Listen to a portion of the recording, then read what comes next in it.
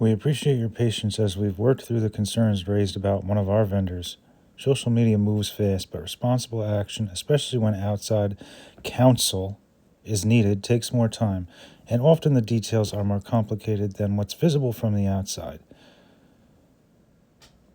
Although we can't comment on ongoing legal matters, we can share that Exotic Erotics will not be attending the convention this year.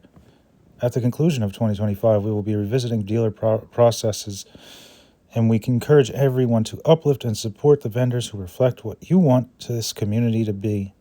Well, if that isn't a controversial last sentence, I don't know what is. One thing I can tell you is that this definitely skirts the law between what is legal and what isn't. Another thing I can tell you is that different states, which, usually a furry convention revolves around a few different states. You have people coming from all different states, but different states have different laws in relation to this matter, and some of them may be stricter than others. Let's just talk about the moral aspect of what's going on here. I'm not sure who's aware and who's aware of what, but the controversy here, and as safe for work of a term as I can put it, isn't something that people even knew what was going on. It seems to be something that flew under the radar for a pretty long time. The issue with the furry community in situations like this tends to be that, in most cases, if you were to speak up about something like this, you would be attacked, harassed, threatened, doxxed, whatever you could think of. Usually it'll happen to you because there's, in their mind, you're taking away their baby. This is something that they can only get from one place. Only one place has dared to do it. And there's a reason for that.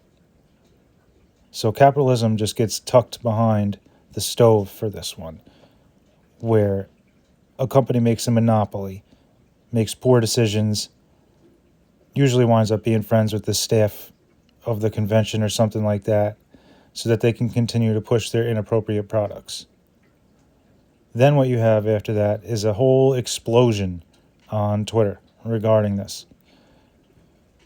The reason for that is apparently it took a lot of stressing not only the convention staff, which probably would have done nothing if they had their way, but then apparently the venue was at least threatened to be notified.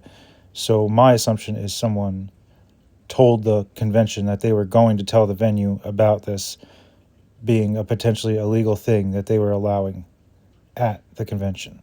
This isn't anything new. This has been going on for a very long time. It doesn't involve just the one company. There are many companies like this.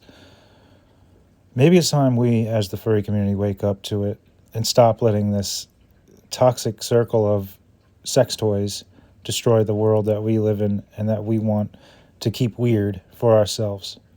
Because this is really screwing things up. It has been. It was something that personally affected me when a company I worked for a while basically ripped me off, and then when I tried to speak up, I was constantly attacked. Still am attacked to this day. So it's time we speak up. It's not worth it if this is how far it has to go.